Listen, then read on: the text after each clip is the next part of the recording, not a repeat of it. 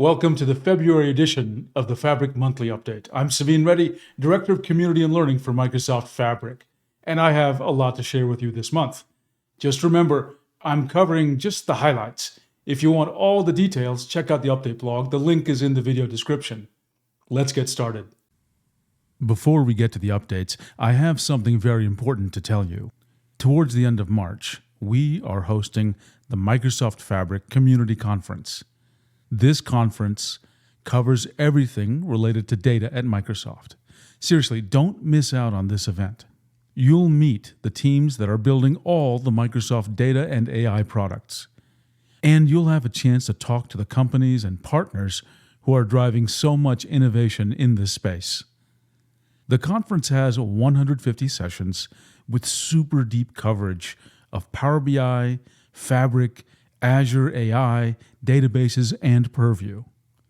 This is a very exclusive in-person event and a unique opportunity because the sessions are not going to be recorded, they're not going to be streamed, and after the event is done, you won't be able to watch anything on demand. We really want this to be an event where you are connecting with us and with others who are passionate about data. So don't wait. Go to aka.ms/fabcon and use code MSCUST for an exclusive registration discount. And I know some of you may need help persuading your boss to go to this event. Don't worry, we've got you covered. We have written up a really compelling Convince Your Boss letter. And I hope we'll see you in Vegas. Now, on to the updates. You can now add calculations directly on your visual using visual calculations. These are DAX calculations that are defined and executed directly on a visual. Visual calculations make it easy to do calculations that previously were very hard or even almost impossible to do. Dynamic per recipient subscriptions are now available in preview for Power BI reports. You can now distribute a personalized copy of a Power BI report to each recipient of an email subscription. Here's a great improvement for on-object interaction. Previously, when multi-selecting across different visual types, the format pane did not support any options to let you format the visuals. But now, when you multi-select different visual types, we've added formatting support for container formatting. For example, changing the size, background color, adding a shadow, or turning on and off titles in bulk. In Power BI Desktop, the Power BI Home has been redesigned. It now provides a centralized location for all your Power BI activities within the desktop app. Starting this month, the way you write calculations in Power BI is going to change. Introducing visual calculations in preview now. A visual calculation is a DAX calculation that's defined and executed directly on a visual.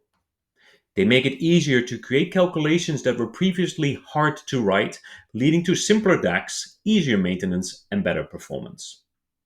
Let's look at a quick example. Here's a visual that shows sales amount and total product cost by fiscal year. And let's say I want to add a running sum for profit. Previously, I would have to write complex DAX to make this work, but with visual calculations, this is incredibly easy. However, profit is nowhere to be found yet, so I first need to calculate it. All I have to do is select the visual and select New Calculation, and this opens the Visual Calculations edit mode. And here I can simply calculate profit by doing basic subtraction of sales amount minus total product cost. Now let's add that running sum. To do that, I can select the running sum template and instruct it to do a running sum over profit. Notice that the DAX expression is very easy. It's calling a new function called running sum with a parameter of profit. Let's add this and check the results.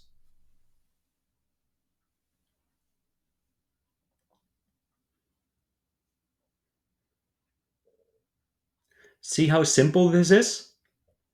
We provide many more templates, such as moving average, average of children, percent of parent, or versus previous.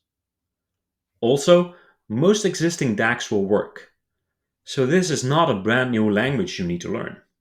Finally, let me hide sales amount and total product cost from view so we only show profit and running sum of profit on the visual. Visual calculations have extra tricks up their sleeves. For example, since they're defined directly on a visual, they are aware of the structure of the visual they are on. They can refer to the axes of the visual for maximum flexibility. In summary, visual calculations make it easy to add calculations that were very hard to write. I'm excited for you to try this out, so please enable the preview today and let us know what you think. Hey guys, today I'm really excited to give you a demo of dynamic subscriptions for Power BI reports, which we just released in preview. This gives you the ability to create dynamic emails for each of your recipients. If you're familiar with SSRS, you might know this as data-driven subscription. I'm starting with my regional sales report. This report shows sales overview and opportunities for my sales organization. Now for this demo, what I want to do is to send each of my sales personnel an email with their own view of this report. To achieve this, I'll create a new email subscription. And we can see a difference here. We can now create a dynamic per recipient. The first step in the dynamic per recipient subscription is to find the data set that contains both the email and the filtering data that I want to send to. In this case, I'm selecting the regional sales report, which is the same data set used by this report. Now I can select my recipients and the filters that will select their custom view of the data. My salesperson table has the email address and the name. In this case, I don't want all of them to receive an email, so I'm also selecting weeks open, which tells me how long this opportunity was open. And I want to select just the ones that are open for greater than, let's say, 22 days. This gives me a subset of the data. Now, to explain what will happen, each row generated in this view will result in one email with a custom view to each of the recipients. Now we can enter the details of the subscriptions. The first thing that I want to do is to map the recipients. In this case, the recipients come from the field I selected in the previous view, email address. I can also customize the subject to come from a dataset. In this case, I'll map this to the salesperson name, just so we can easily distinguish the emails. I can set different properties, for example, which is the page that I'll get a preview from. In this case, I'll disable the link to the report, and my attachment will be in PDF. Now in this page, I can map the data that will customize each of the views. The first option indicates if I want the current static selections that I made in my report, like filters, highlights, and slicers, to be included or not. In this case, I will say that I do want this custom view.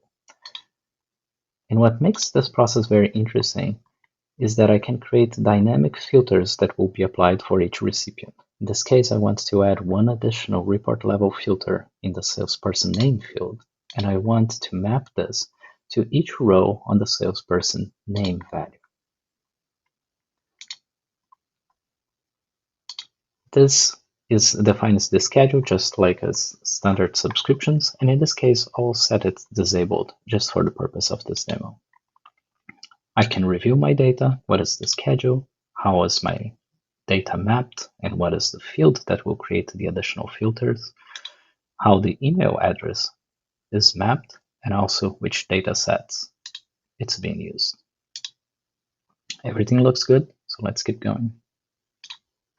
Data-driven subscriptions are represented with a link icon, indicated that they are connected to a semantic model. Now let's fire the subscription. And all we have to do now is wait a little bit. Now I switch to the inbox, where we can see where the subscriptions were received. Each email here represents one of the email subscriptions that were processed with different views. We can see what is the email that it was sent to, and also how it was filtered specifically to each user. So all the data is sent with the context that is relevant to this recipient.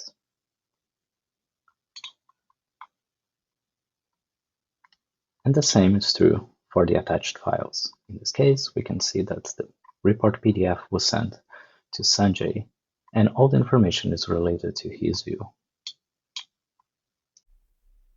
Welcome to the new Power BI Home in Desktop. I'm Juan, a product manager in the Power BI team, and today I'm going to drive you to the new capabilities. With a similar feel from the Microsoft Office and Power Platform products, the new Power BI Home is your personal content hub. Let's start with the first section, the New section. Here, you can create a brand new report by just clicking into the report icon. Second, we have the recommended section. The logic behind the recommendation comes from 4 user signals. The first one being you view a report, you recently modified a report, someone in your organization edit this report, or someone in your organization share a report with you. Finally, we have the quick access list. In the quick access list, we have 2 different categories. The first one being recent, where you're going to be able to see all the files that you recently modified or view, and share with me, that you're going to be able to see all the files that someone in your organization shared with you. In this list comes with all the descriptions from the file, as the name, location, and date. With all these new capabilities, we aim to provide you more functionalities for you to be able to discover content in Power BI Home. I hope you enjoy it, and please provide us as much feedback as possible. Copilot is here to help you with modeling. Fabric Copilot for Power BI can now add descriptions to your semantic model measures. This makes it even easier for people to use your semantic models, because good descriptions serve as essential documentation. When creating a report in Power BI, you can hover over the measures in the data pane and see the name and description of each measure. This gives model authors indications what this measure does and how to use them in the visuals of the report. Model authors can create these descriptions on measures by going to the model view and clicking on one of the measures. Then in the properties pane, you have a description box. And now we are introducing a way to create these descriptions with Copilot. So a key documentation task is now at a click of a button, and you can see that Copilot will look at the DAX formula and look at the name and generate a description. You can go ahead and click Keep It to keep this description, and it'll be added to that description box in the properties pane. To add these to other measures, you would click on the measure, and then in the properties pane of that measure, click on the Create with Copilot button. You can also discard if you've gone ahead and created one you don't want to add it there, and you can always re-enter and then add the description from Copilot. So even for long DAX expressions, such as the one from the quick measures, you can go ahead and concatenate some values, and it'll create a description based off of what it sees in the DAX formula. So as you go one by one, it gives you an opportunity to review what Copilot has generated. You can also copy what was there before or what Copilot has generated from that dialog. And here you can go ahead and see, even for like a comparative measure such as a year-over-year change, Copilot sees that that is a comparative measure and puts that in the description. Now finally, you can always edit whatever Copilot generates and puts in the description box, just like you can with any description on any measure in your model. So now what happens when you've already created a description and then you've gone ahead and made a change to that DAX expression? Once you're happy with your change to DAX expression, just click the button again and Copilot will generate a new description based on the updated DAX formula. You can go ahead and keep it just like before and even edit it once it comes back and is in the description box.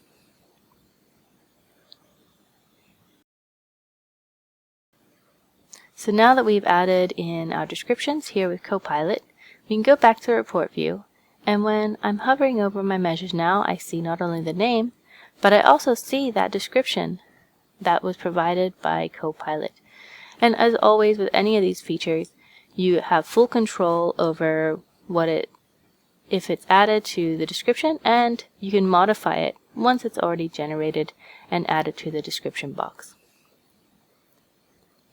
Now finally, I have another update for you on the Model Explorer. So if you go back to the model view and you're in the Model Explorer and you go to Semantic Model, previously we were able to see the server of the local instance of desktop, but now you can also copy through the copy button or highlight the text and use Control-C to get that information. Thank you. We've improved how you can use the Power BI add-in. Now, when adding the Power BI add-in to a presentation, you can pick a report that is suggested for you, or you can paste a link to a specific report, for example, by using the URL in the browser address bar.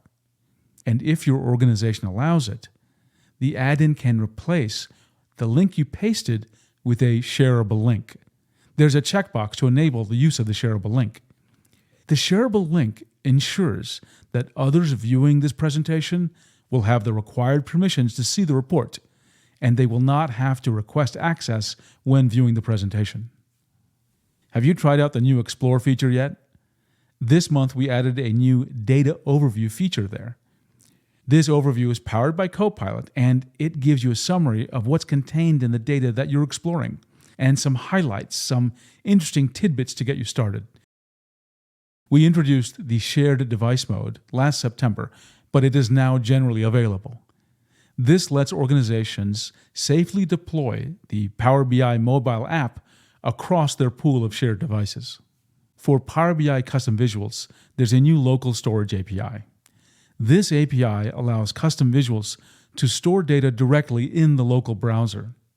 Data stored this way is more secure and will improve the performance of web apps. The February release also introduces support for the new on-object interaction. This enhancement allows users to build and customize visuals directly on the visual in Power BI desktop. So, for example, this lets you add a field or change a visualization type or format text. The main objective of Power BI Desktop Developer Mode is to provide friendly source control and a great code development experience. Keeping that in mind, you can now save your Power BI project files using Tabular Model Definition Language, TMDL format. TMDL is easily readable and editable in any text editor. In this update, we bring the Tabular Model Definition Language, also known as TMDL, to the Power BI project file format, replacing the existing model.bim file that uses the Tabular Model Scripting Language, also known as TMSL, improving significantly the source control and code development experience when working with a Power BI project file format.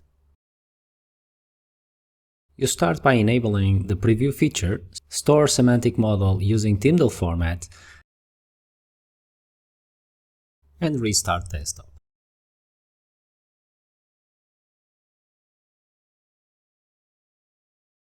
After restart, you can open an existing PBIP that is currently using the model.bim file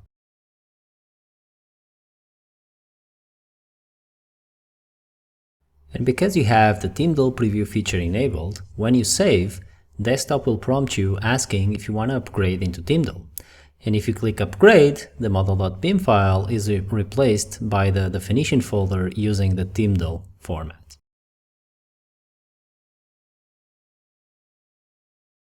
Let's do a git commit mentioning that we just converted into TMDL. And let's make a change to the semantic model using desktop by doing an uppercase text to the English product name column of the product table. After the data refresh, if I save and go back to VS Code, I'll see a much better Git diff comparing to the TMSL version. Not only I get the diff on the product table TMDL file, but I can also easily understand the change in a clear Power Query text without any escaping character. Let's also do a git commit. And if you notice, my Visual Studio Code is applying syntax highlighting to my TMDL documents. And that's because I installed the Microsoft TMDL language extension for VS Code. And you should install it too if you want a better experience viewing and authoring TMDL documents.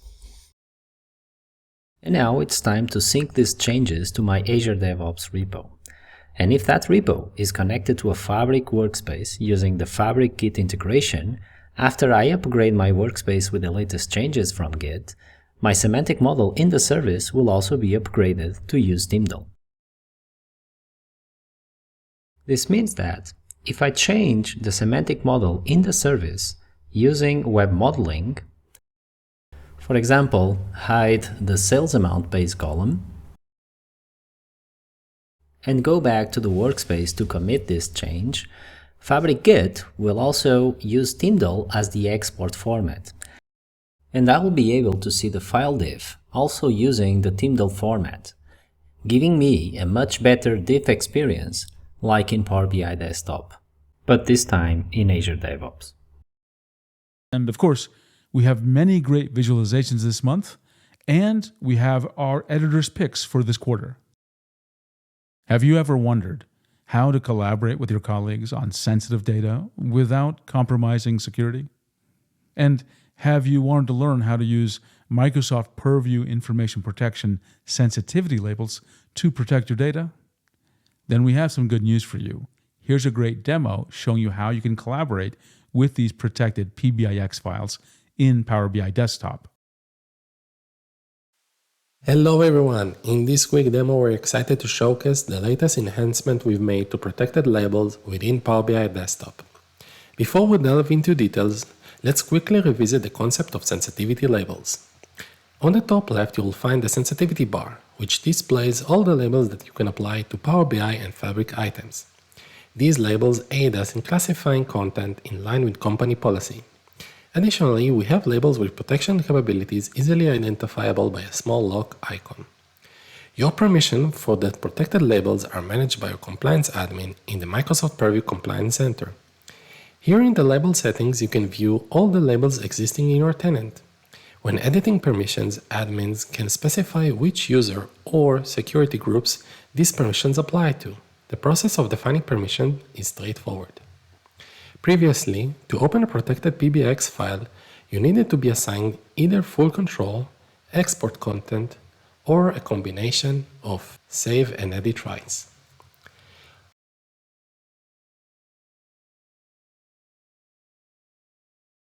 Our new feature allows users with a combination of edit content, save, copy and extract, and allow macros to open a protected PBX file, albeit with certain limitations to ensure compliance. These permissions can also be found in the commonly assigned co-author permission preset. Return to a report in Power BI, notice that the protected label has been applied by your colleague. If you lack the necessary permissions to edit the label and attempt to download the report to use Power BI Desktop, you will be restricted according to the protected labels enforcement in Power BI today. To enable more users to open a protected PBX according to the permission assigned by the compliance admin, the Fabric admin first needs to enable our feature in the information protection section. Then, when you open the Power BI desktop, go to Preview Feature menu and enable it accordingly. Now, when we'll try to download again, we will be able to open the protected PBX, but with several limitations. We can't edit the sensitivity label or export to unsupported formats, such as CSV, and are only allowed to republish to the original workspace. This is to maintain compliance with Power BI permissions. Thank you for your time, and we hope you find this demo informative. You can now customize the left navigation bar by unpinning entry points that you don't need. Persistent filters allow you to select filters in your workspace list view, and those filters will be automatically applied the next time you open the workspace. This way, you save some time by avoiding having to set the filters over and over. And it's easy to add and remove filters and clear all the filters. Domains in OneLake help you organize your data into a logical data mesh, allowing federated governance and optimizing business needs. We recently added the option to create subdomains as an hierarchy under the domain. Let's see how it works.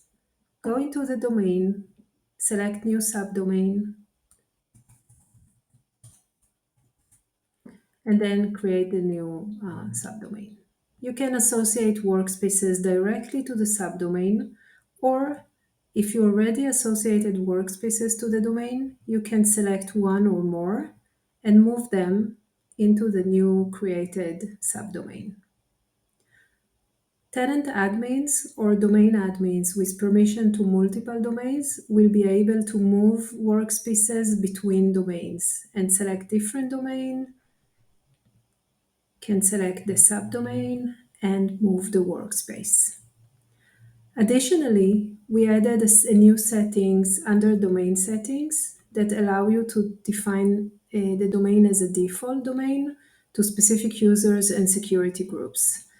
Once selected and defined, the users, the workspaces those users are creating will be associated automatically to this domain.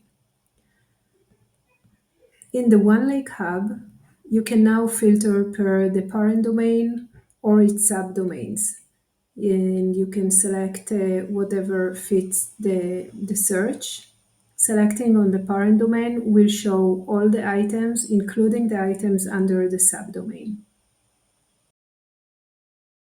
REST APIs for Fabric Git integration are now publicly available. These new APIs enable you to seamlessly incorporate Fabric Git integration into your team's end-to-end CI/CD pipeline. And because of this, you will no longer have to manually trigger actions from Fabric.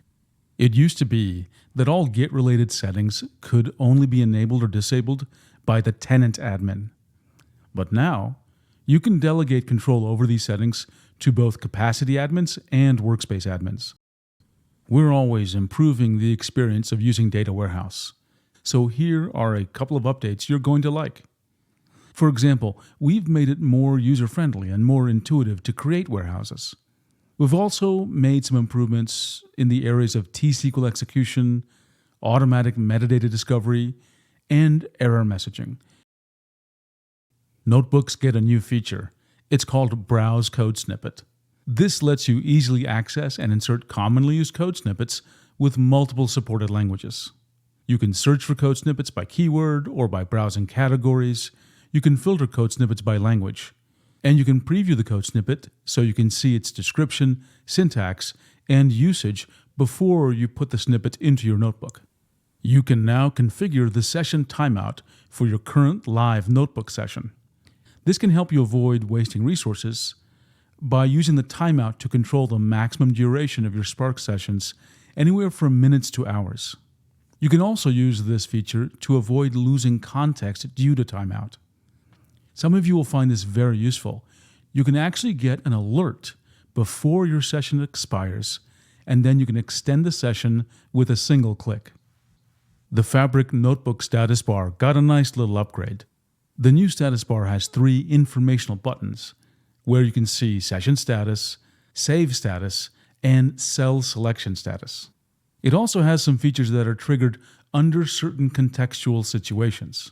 For example, you can see your Git connection state when your workspace is connected with Git.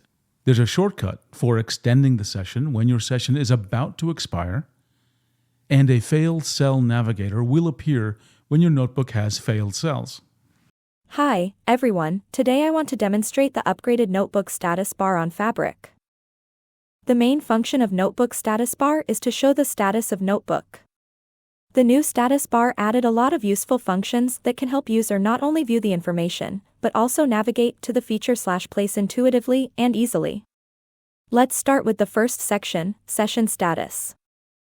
We now support clicking on the Session Status button to view session-related information in a dialog, including session ID, collaboration state, session timeout info, and diagnostics info.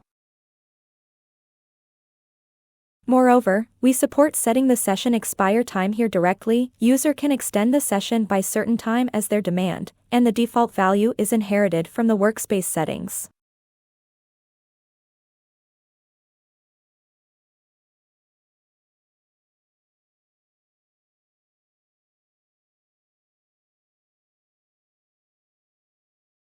Second section, the save status.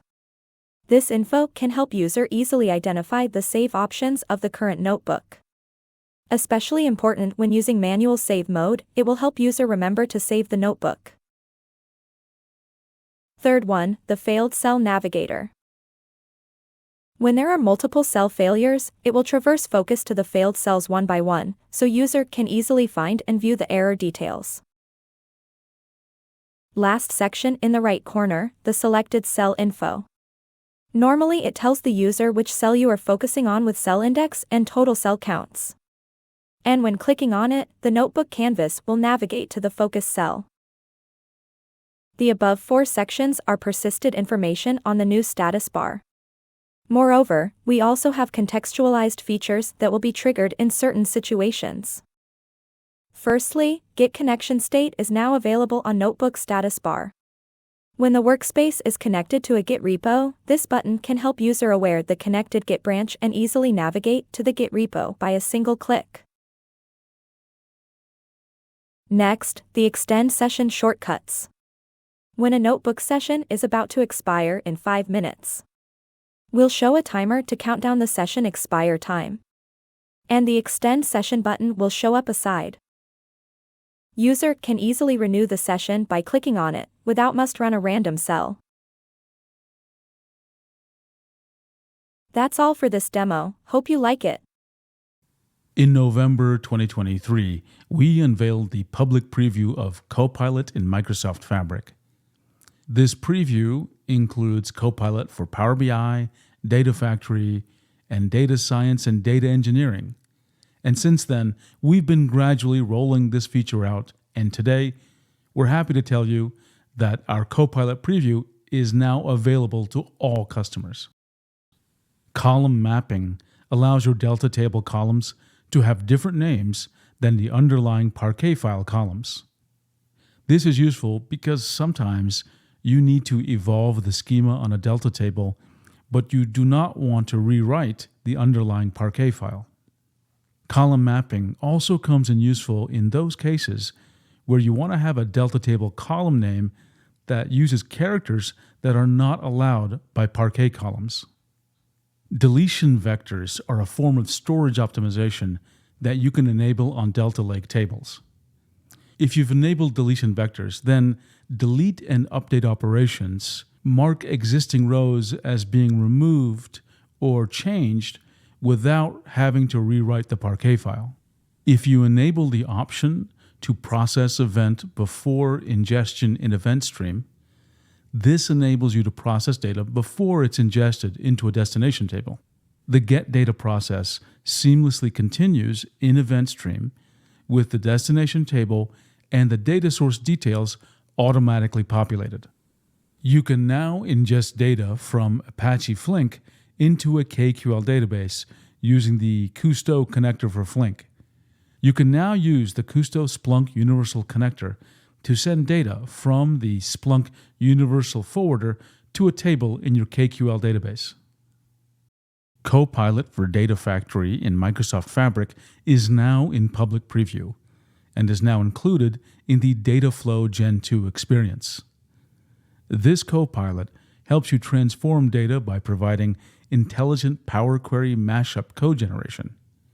And it can also generate code explanations to better help you understand complex data cleansing tasks. The Power Query SDK lets you create new connectors for both Power BI and Dataflow experiences. And our partners use that SDK to build all sorts of connectors. This month, we have some updates to several of those connectors that have been built by those partners. There are new connectors available in your Data Factory data pipelines. You can now create a new connection to your Amazon S3 compatible data source to copy, extract, and transform your data. And you can now connect to your Amazon S3, Amazon S3 compatible, or Google Cloud Storage data destinations. That's all for this month. Please visit us at the Fabric community at aka.ms/Fabric community. That's the best place for you to get connected with others and get answers to your questions. And please let us know how we're doing. Like, comment, and subscribe, and thanks for watching.